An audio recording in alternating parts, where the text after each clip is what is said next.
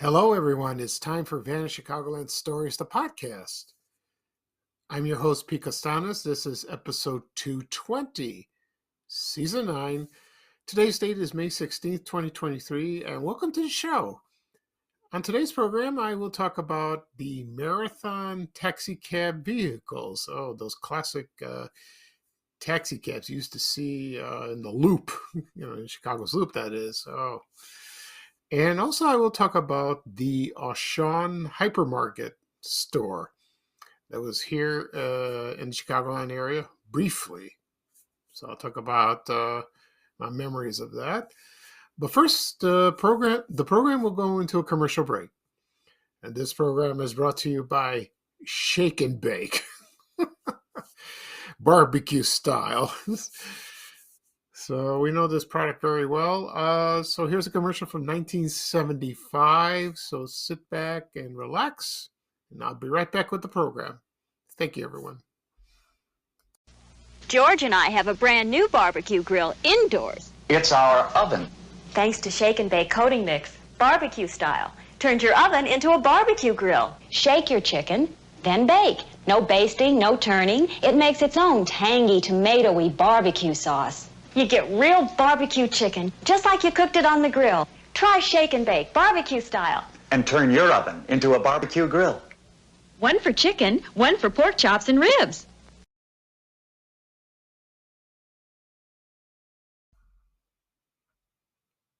Okay, everyone, I'm back. I hope you enjoyed the commercial for Shake and Bake Cody mix, barbecue style. I remember this product is still around. Kraft makes them. And before that, it was owned by Good Seasons. You remember Good Seasons Italian dressing? You take a pouch, you pour it in a bottle, you put some oil or vinegar or what have you. Shake it up and down, and then there's your salad dressing. Boom.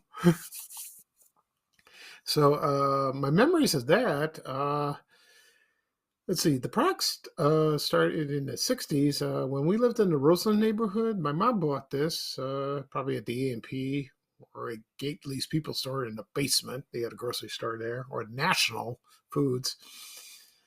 She started cooking with that. It was pretty good. We only used chicken, and that was an alternative to frying. I love to fry. Oh, I love fried chicken. Oh, it's wonderful. Now today we have air fryers. So we don't have an air fryer yet. I'm working on that. We'll see. I haven't even eaten anything from an air fryer so far, so we'll see. So my mom made that, and she bought it a few times in the 70s when we lived in the Roseland neighborhood in Chicago. It was okay. And this product came for other flavors, for not just chicken, pork. You could put this on your pork chops, your fish, barbecue ribs. That's kind of odd. I don't know what else. I think that's it, basically. And sometimes they had like herbs and spices or lemon or something like that. So it's still around. If you go to your grocery store, order on Amazon, it's there. I don't know how it tastes now. No idea. Okay. Also, it featured those famous commercials. That was Pete the Butcher. I don't know who the actor was. I tried to research. I couldn't find him. But you remember him from the 70s. People would complain, oh, my chicken is dry. What should I do? You shake and bake. So anyway, that's good. All right.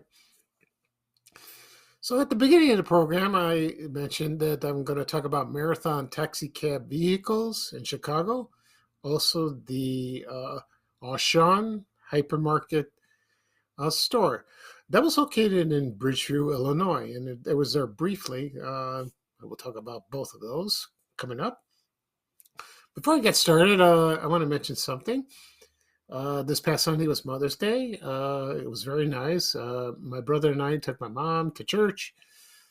It was a very nice service. They had food afterwards. They had some sandwiches and cake and all that. We didn't go out to a restaurant. My mom doesn't like restaurant food. She doesn't like that.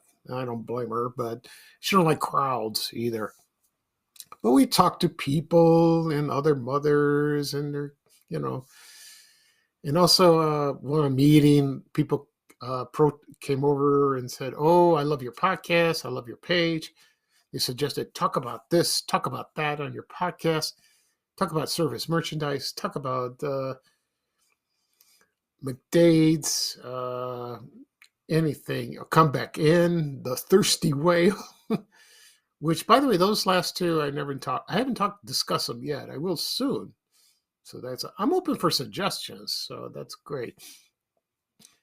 It's nice to be recognized, but I don't go for attention. When I go out in public, I just be myself. If I get a compliment, that's great. Also, on social media, I don't expect to get comments. That's not what I'm looking for. I just post, move on. That's the way it is. Okay. And but it was very nice Mother's Day. Kind of cloudy, dreary, not too cold. It was very nice. My mom cooked, of course.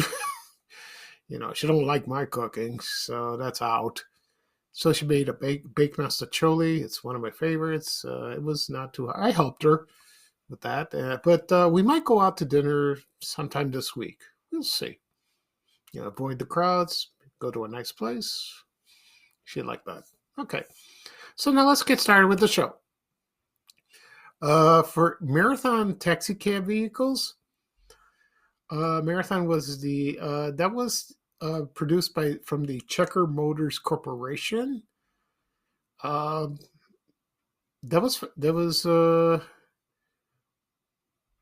It was first called the Checker Cab Manufacturing Company in Chicago, and then they merged to another company called Commonwealth Motors and Markin Automobile Body. Then they moved to Kalamazoo in 1923. They were founded a year before. And then they renamed it Checker Motors. Okay. So they're famous for those cars, those big cars you see, those taxi cars, you see them in the Loop and elsewhere, or not just in Chicago, but also New York. I don't know about LA or other cities. I think it's just those two cities mainly. And there were special features were those wide rear doors, the trunks, and they had the jump seats for 2 extra passengers, like that. So you can, as a little kid, you can have 3 other people sit next to you, or I sit on someone's lap. It was so roomy back there. Even the trunk space was adequate. You could put if you're headed to the airport, you could put your suitcases there in the back. Also in the front, I think about 2 people could fit, besides the driver. Excuse me. Also, the Marathon was the automobile. The Marathon was produced by the Checkers Motor Corporation, between 1961 and 1982. And so that was not like a regular taxi, not like a regular car like that. So that's those caught your eye. And when I was a kid, I used to see him a lot in downtown Chicago, on Michigan Avenue, on State Street, any place. Not just the Checker cabs, the yellow cabs too. The yellow cab company is still around, as far as I know. And when my family and I lived in South Shore neighborhood in Chicago, on the south side,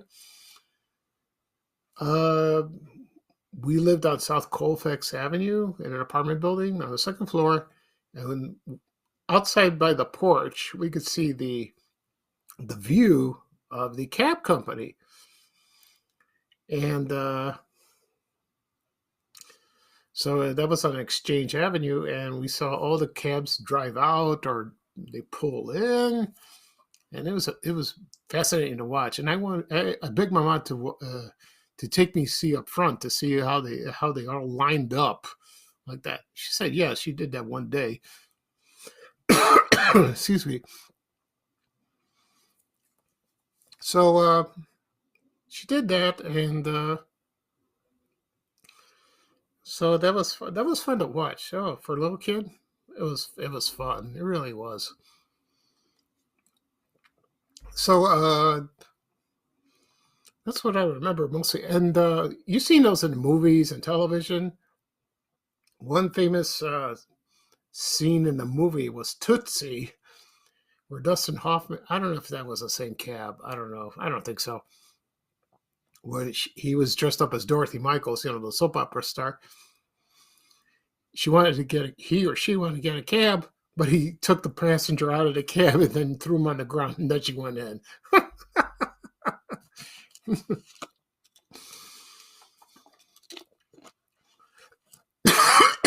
Oh, excuse me. Sorry, I'm coughing. Talking too much. Anyway, like I said before, it ended in 1982. And I don't think he bought these cars at a car lot. I don't think so. I don't know if I use car lot. Nah, I don't think so. No,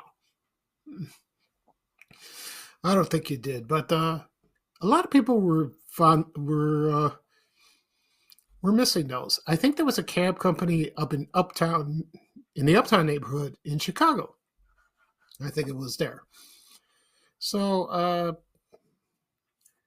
that's my memories of the marathon like that. You can find memorabilia on eBay if you like, or like pictures or signs like that. I don't know if they have like if you go to a car show or like in a museum and they have like a vintage one. I think they do. They probably salvage one of them, for display. That'd be kind of cool to see like that. So that's kind of fun. It really is to do that, And when I posted this the other day, there were some people that did drive a cab or they become passengers. A lot of people said, "Oh, they loved it. It was roomy. There was a lot of leg room." Someone mentioned, "Well, we had a governor, Governor Jim Thompson, who was governor of Illinois years ago, and he was a very tall man, and I think he couldn't sit in a regular car. It was very hard for him to sit, so he had his own marathon car, and some people said it was black, and probably, and that's the type of car he had when he lived in the city. Uh, well, of course, he lived in Springfield, because he was the governor. But when he lived in Chicago, I'm sure he had a place of his own here. And that's the type of car he had. Excuse me. So that was a fascinating piece of trivia. I never knew that. Never knew that at all. So that was fascinating. Okay. So I didn't go into much detail of the history of this, but as a kid, you remember seeing things like signs, cars, and all that. But that stood out. Those taxi cabs that when you visited the city or you saw them on the street, you haven't forgotten those. No, you never did. You never have. It's a nice feeling. Okay. Next up, I'm going to talk about Auchan, the hypermarket. Oh, this one, I don't know. One day I was sitting on my computer and I thought, why don't I talk about this? Yeah, and it was here and then it was gone. So but the company is still around, but it's in Europe and also other in Africa as well. So I'll give you a brief history of this. So Auchan is a retail group headquartered in Croy, France. And it was founded in 1961. The man's name was Gerard Mouliez. I think that's how you say his name. I don't know. My French is not good. And the first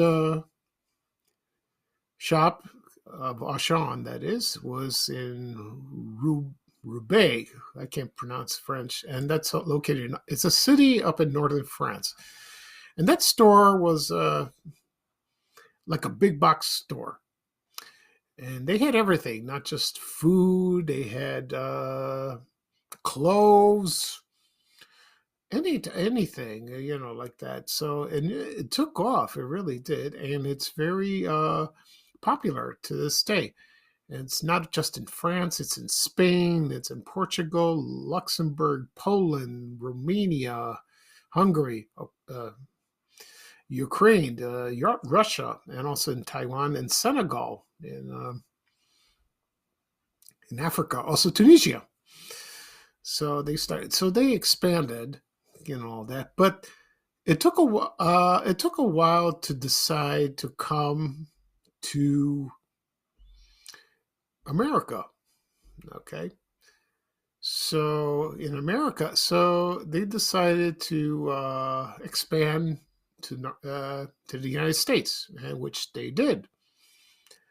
So they opened in 1988. The first one was opened in Houston, Texas, in October 14th, 1988. That was the first one. And it was a big hit. It resembled like a Walmart, Sam's Club, like Costco, like that. And because it had a big area, so like that. So that's great. That's good news. And so they also opened a second store, not in Houston. They opened one in Chicago. And they opened in the suburb of Bridgeview, Illinois. And that one was located in Bridgeview at 79th and Harlem. That's a big shopping center. I see the shopping center all the time. I pass by it, like I said, numerous times. That was right next to the Venture store. I don't think it replaced Venture. No, I don't think so. So they had the grand opening on May 3rd, 1989. They had that. And let's see. But the difference was they only sold food. They didn't have other things. But I think they included other things. They had like video games, movies, maybe, I don't know. Lots of stuff like that. It wasn't as big as the one in Houston, but a lot of people remember it, and they remember people mentioned it on my Facebook page that they applied there, they worked there briefly. They loved it there. They really did. They liked it. And then, unfortunately, it only lasted about 2 years. So the store closed in 1991. And they closed the store and they converted it. Dominic's bought it, Finer Foods, and they converted it to an Omni superstore in 1991. And then Omni closed, and then after that, I don't know what opened. I don't know what was there, but as far as I know, it's still vacant. I remember an Ames store was there. Yeah, that's. I don't know if it's in the same place, but that was after Zare left. Like that. But in Houston, they opened a second store. First one's still popular. And they did that, but they closed about 3 years later in 2003. So there isn't any more in the United States. They're gone like that. But the others are thriving in Europe. And the logo with the Auchan, they have the bird on that. So that was fascinating. It's like that. But I went to Auchan in Bridgeview twice, maybe once or twice. I took my mom there one time, and she liked the store. She really did. She went to Omni after that too, and it was like, it reminds me of Cub Foods also, like that. Cub Foods was bigger. I might talk about Cub Foods down the road someday. Which they exist in Minnesota, but not in Chicago. So that's another topic. But I asked her the other day, "Do you remember Auchan when we shopped there?" And she says, "Kinda. Yeah, you remember the bird? She remembers colors and logos and all that. Yeah, I remember the bird. Like it was a good store.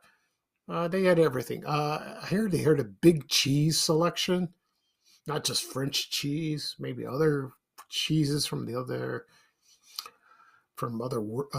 countries like that. That's what some people said. I do remember that. I remember the cheeses. I'm still fascinated when I see different kinds of cheeses like that. Camembert, Brie. They have Roquefort and all that. I don't know about Greek food. I don't think so. No, that was I was trying to find a commercial for Auchan. Nah, no luck. I couldn't find anything. So that was out like that. So that's one of those places in Chicago that vanish as you snap your fingers. Gone like that.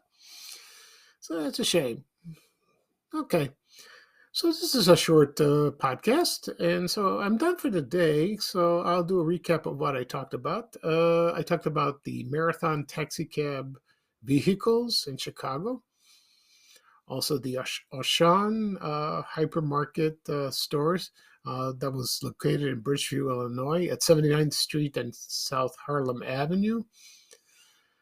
So that's basically it for that. Once this podcast is published, you can subscribe. It'll be published wherever podcasts are available: Apple Podcasts, Google Podcasts, Spotify, Amazon Music.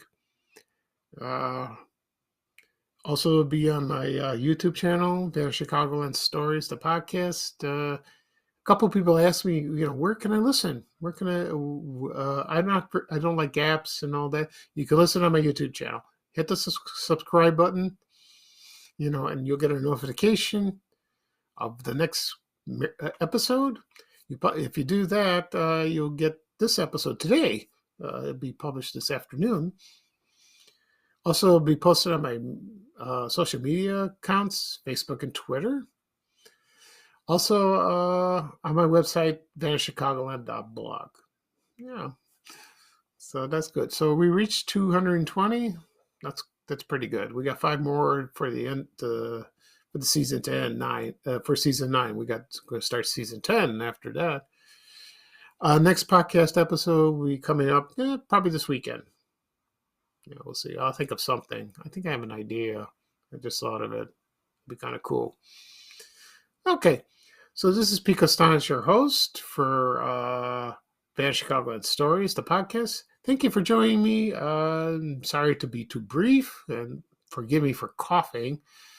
I don't know. I had something in my throat. I had to drink water.